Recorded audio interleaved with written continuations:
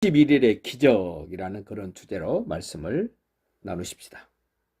3주일 만에 데살로니가에서 엄청난 복음의 능력을 나타냈던 하나님의 일하심을 오늘 우리가 보게 되는데, 데살로니가 1장 2절에서는 3주일 동안 바울이 데살로니가에서 복음을 전했던 그 교회를 향하여 너희는 내가 기도할 때마다 감사하고 기뻐하는데 너희에게는 믿음의 역사가 있다.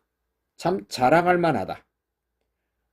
우리가 믿는다고 말하는 그 믿음에는 역사적 증거들이 있어야 그 믿음이 가치가 있습니다.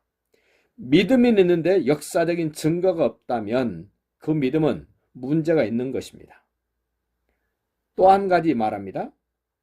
여러분의 사랑에는 수고가 있었습니다. 그렇습니다. 사랑은 반드시 나의 수고가 동반되지 않으면 그 사랑은 가짜일 가능성이 큽니다. 사랑하면 반드시 수고가 뒤따라야 됩니다. 수고 없는 사랑, 허상입니다. 사랑은 반드시 수고가 뒤따르고 헌신이 뒤따르고 희생이 뒤따릅니다. 그래서 또 한 가지를 말합니다. 여러분에게는 소망이 있는데 그 소망을 이루기 위해서는 인내가 필요한데 여러분에게는 인내도 있습니다. 이 세 가지를 함께 해보십시다. 믿음에는 역사가 있고, 사랑에는 수고가 있고, 소망에는 인내가 있습니다. 이렇게 복음이 분명한 사람이 있고, 그 복음이 분명한 사람을 성령의 인도를 따라서 헌신하는 팀이 만들어지면 짧은 21일, 3주간이지만 엄청난 일을 이루는 걸 보면서 꼭 하나님의 역사에는 세월이 많이 필요한 것만은 아니다. 짧은 시간에도 엄청난 일을 이룰 수 있다라는 그런 소망을 우리에게 다시 불리듯 일으켜주는 이 데살로니가 교회. 어떻게 해서 3주 만에 그런 기적의 역사가 일어났는가? 오늘 말씀 좀 살펴봅시다. 17장 1절. 그들이 누굽니까? 바울과 실라와 디모데와 누가가 드디어 데살로니가에 도착을 하는데, 그 수리아 안디옥에서 출발하자마자 이 데살로니가에 와서 21일 만에 이전 엄청난 기적 같은 일을 행한 것이 아니라는 것을 우리에게 가르쳐 줍니다. 저 사도행전 15장으로 다시 한번 넘어가 봅시다. 15장 40절 41절 같이 읽어봅시다. 바울은 실라를 택한 후에 형제들에게 주의 은혜의 부탁함을 받고 떠나 수리아와 길리기아로 다니며 교회를 견고하게 하니라. 복음이 분명한 사람이 찾아가면 교회는 든든해집니다. 믿음은 견고해집니다. 사랑은 빛을 발하게 됩니다. 16장 1절. 바울이 더베와 루스드라에도 이르매 한 군데 머물러 있지 않습니다. 수리아와 길리기아로 가서 더베와 루스드라에도 도착했습니다. 거기서 디모데를 만납니다. 자, 2절이 16장 2절입니다. 디모데는 루스드라와 이고니온에 있는 형제들에게 칭찬받는 친구였다. 그 디모데를 데리고 어디로 가나 보십시오. 16장 7절 봅니다. 16장 6절 봅시다. 성령이 아시아에서 말씀을 전하지 못하게 하시거늘 그들이 바울과 실라와 디모데와 그들이 블루기아와 갈라디아 땅으로 다녀가 무시아 앞에 이르렀다. 비두니아로 가고자 애쓰되 얼마나 넓은 지역을 지금 돌아다니고 있는가. 복음을 전하기 위하여 얼마나 바쁘게 다니고 있는가. 얼마나 힘들었을까. 그 비두냐로 가고자 했지만 8절 봅시다. 무시아를 지나 드로아로 내려갔는데 비두냐로 갈라 그럴 때 하나님이 가지 못하도록 막았습니다. 그래서 8절 무시아를 지나 드로아에 내려갔는데 밤중에 환상이 바울에게 보이니 마게도냐 사람 하나가 서서 그에게 청하여 도와달라 그랬습니다. 자, 11절, 16장 11절 우리가 드로아에서 배로 떠나 사모드라게로 직행하여 이튿날 네아폴리로 가고 거기서 빌립보에 이르니 마게도냐 지방의 첫 성이요 로마의 식민지라. 빌립보에 도착했습니다. 빌립보에서 복음을 전하고 귀신 들렸던 여자를 치료해주고 그 일로 인하여 빌립보 감옥에 갇혔다가 빌립보 간수장이 복음을 가진 사람들이 도망가지 않고 있는 것을 보고 자기 집에 데려다가 약을 발라주고 대접해주고 누디아와 함께 빌립보 교회를 세운 후에 이제 드디어 오늘 17장 1절 그들이 암비볼리와 아볼리아로 다녀가 데살로니가에 도착했다. 어떻습니까? 얼마나 넓은 지역을, 얼마나 많은 지역을 찾아다니면서 복음을 전하는가. 우리는 데살로니가에 도착했다 그러면 쉽게 고속버스 타고 차 끌고 서울에서 출발해서 대전 도착했다, 광주 도착했다, 부산 도착했다 이렇게 가는 길이 아닙니다. 몇 날 며칠을 가야 되고 힘들고 어려운 그 길을 가야만 했습니다. 데살로니가에 도착했는데 1절 보세요. 거기 유대인의 해당이 있었다. 이미 그 바벨론의 포로로 끌려갔던 이스라엘 백성들이 여러 지역에 흩어져 있으면서 그들이 다 회당을 만들어 놨습니다. 하나님께서 복음 전할 수 있도록 이미 다 준비를 해 놓으셨습니다. 그리고 2절 봅니다. 바울이 자기의 관례대로 마치 습관처럼 바울은 어느 지역에 가서 복음을 전하기 위해서는 반드시 회당을 찾아갔습니다. 거기에 사람이 모이기 때문에 거기를 찾아갔습니다. 습관대로 그들에게 들어가서 새 안식일에 3주일에 성경을 가지고 강론했다. 3주일 만에 이렇게 엄청난 믿음의 역사와 사랑의 수고와 소망의 인내가 분명했던 그 교회, 그 공동체, 그 믿음의 사람을 어떻게 그렇게 속히 세울 수 있었는가 오늘 2절에 소개합니다. 성경을 가지고 강론했다. 이때 당시의 성경은 구약 성경입니다. 그 강론이라는 말을 3절에서 다시 설명합니다. 성경을 강론했는데 예수는 그리스도라고 뜻을 풀어서 설명해 줬답니다. 3절 뜻을 풀어 구약 성경을 풀어서 그리스도가 해를 받고 고난을 받고 죽은 자 가운데서 다시 살아나야 할 것을 증언했다. 성경 말씀을 풀어서 설명해 줄 때 믿음이 건강해집니다. 교회가 부흥됩니다. 하나님 나라가 확장됩니다. 그러면 우리 일반 성도들 입장에서는 뭘 듣고 싶어 해야 됩니까? 성경 말씀을 어떻게 예수 그리스도와 연결되고 그 말씀이 어떻게 복음하고 연결되는가를 풀어주는 말씀을 들으려고 애를 써야 됩니다. 믿으면 복 받습니다. 믿으면 잘 됩니다. 그런 말 들으려고 하시면 안 됩니다. 그 말씀 속에서도 예수 그리스도가 고난받는다는 것이 구약 성경에 어떻게 표현되어 있었고 그 구약 성경의 말씀이 예수님에게 와서 어떻게 성취되었는가를 자꾸 들어야 됩니다. 그걸 깨달아야 됩니다. 이해해야 됩니다. 그리고 그것을 다른 사람에게 전하려고 애쓸 때 건강한 신앙이 됩니다. 교회가 부흥됩니다. 구약 성경을 풀어서 죽은 자 가운데서 다시 살아나야 할 것을 가르쳤습니다. 여인의 후손으로 오신 예수님이 왜 고난을 받아 십자가에 피 흘려 죽으셨는가를 설명해주고 풀어주고 가르쳐줬습니다.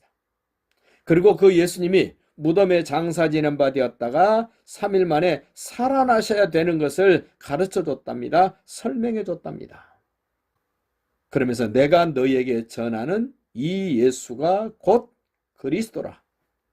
우리가 들으면서 행복해야 될 말씀, 구약 말씀을 통해서 신약 말씀을 통해서 예수가 그리스도라고 가르쳐 줄 때 우리는 아멘 해야 됩니다. 그리고 행복해야 됩니다. 이제 이렇게 복음을 전했더니 어떤 반응이 왔나 보십시오. 4절.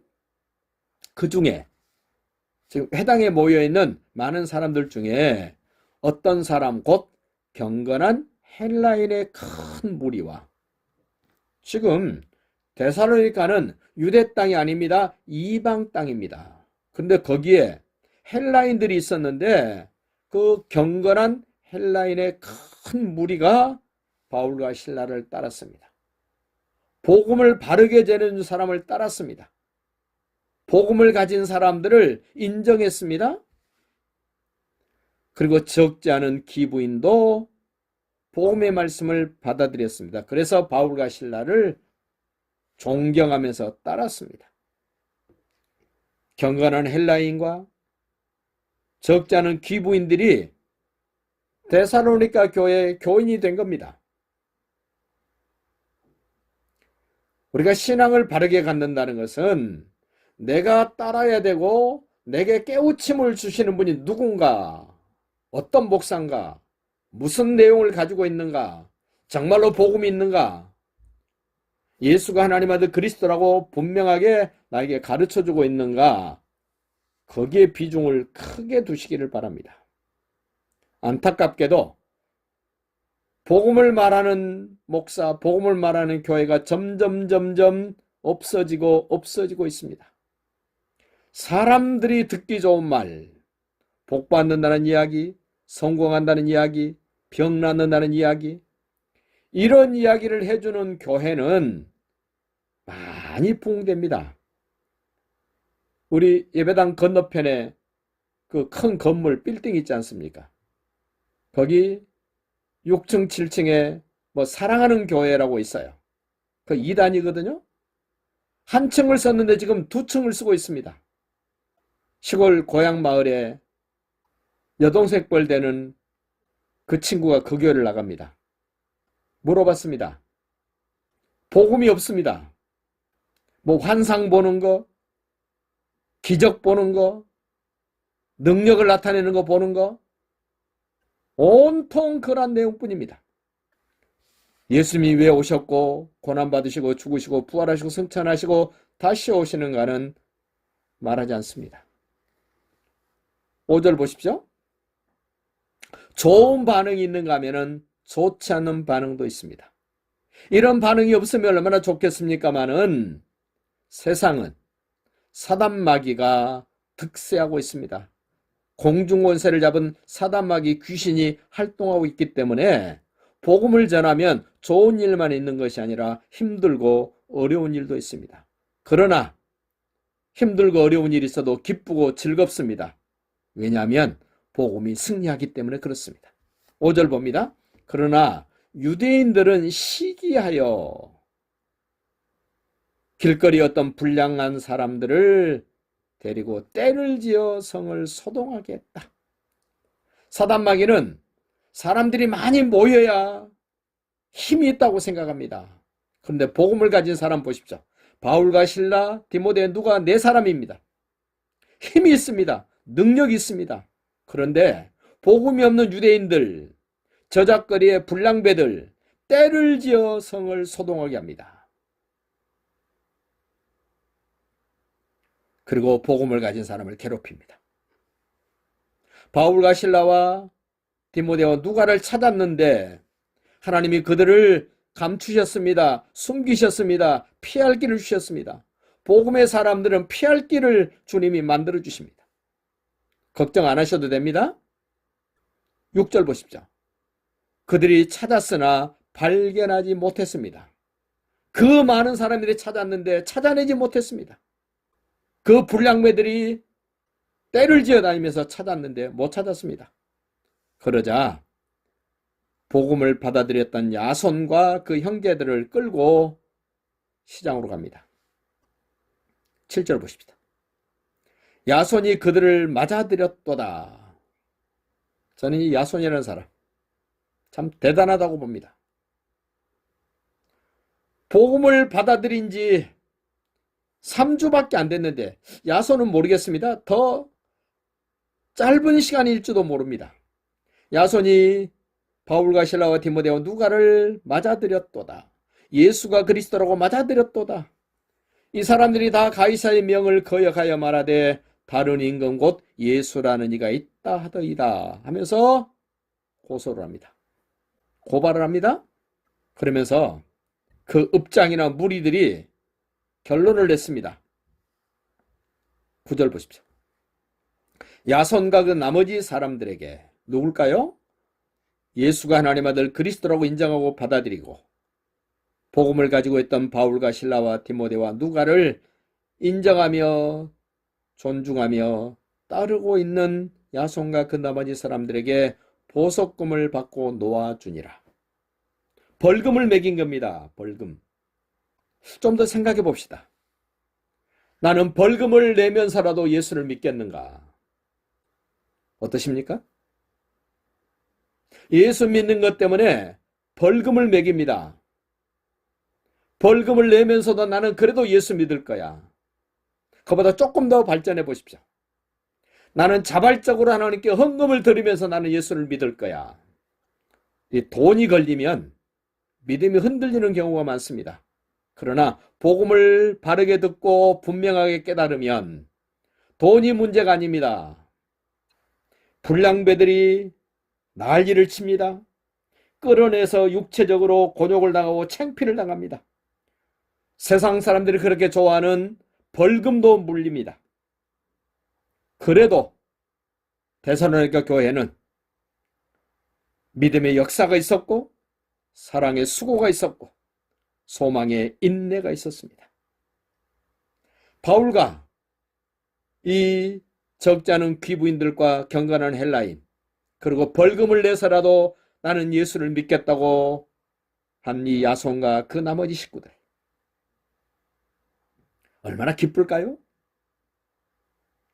얼마나 신날까요? 자기 자신을 돌아보면서 내가 벌금을 내면서도 예수를 믿는다고? 아마 미소가 머금어졌을 겁니다. 이렇게 곤욕을 당하고 창피를 당하면서도 내가 예수를 믿는다고? 그러면서 행복했을 겁니다. 귀부인들이, 경건한 헬라인들이 예수를 믿는데 자칭 유대인이라는 사람들이 선동을 합니다. 불량배들을 동원합니다. 예수 못 믿도록 만듭니다. 그 일은 지금도 우리 대한민국에서도 우리가 사는 동네에서도 똑같이 일어나고 있습니다. 그러나 우리는 복음을 가진 사람입니다. 하나님이 피할 길 주십니다. 반드시 승리하게 하십니다. 그 하나님을 바라보시면서 행복하시고 승리하시기를 예수님의 이름으로 축복합니다.